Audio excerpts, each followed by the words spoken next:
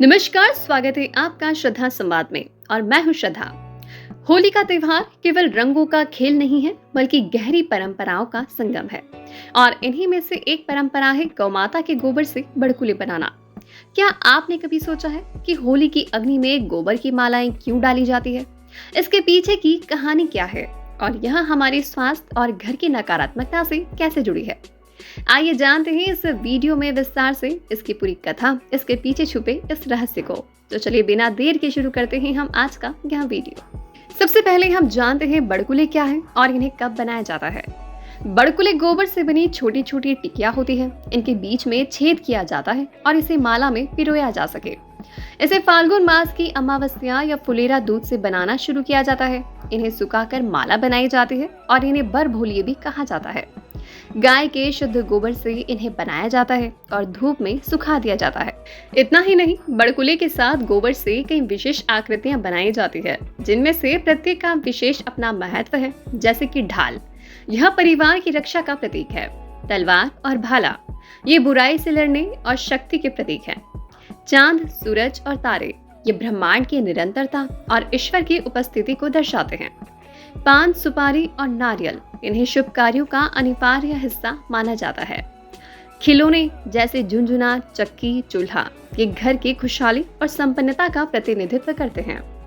रामदल, यह मर्यादा पुरुषोत्तम भगवान श्री राम की सेना का प्रतीक है, जो धर्म की रक्षा के लिए बनाई जाती है। इसके पीछे एक बहुत ही भावुक और रोचक कथा प्रचलित है। कहा जाता है कि होलिका का विवाह इलोजी से तय हुआ था।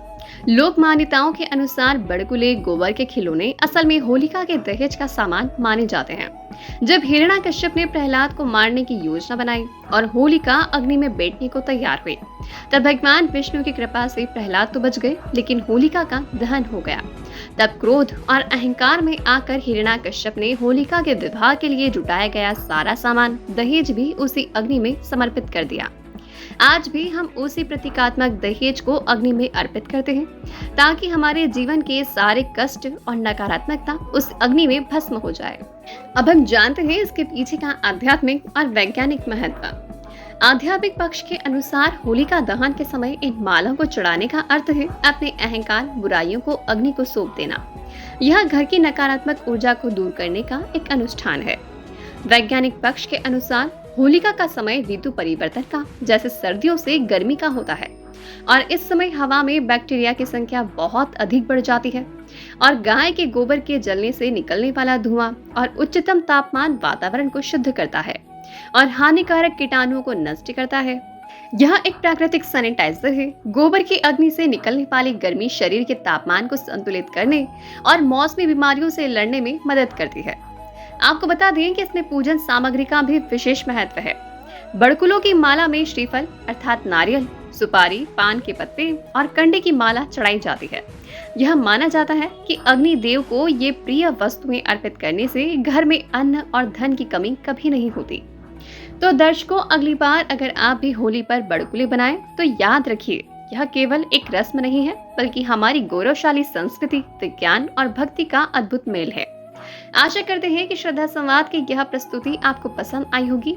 आप सभी को होली पर्व की अग्रिम शुभकामनाएं।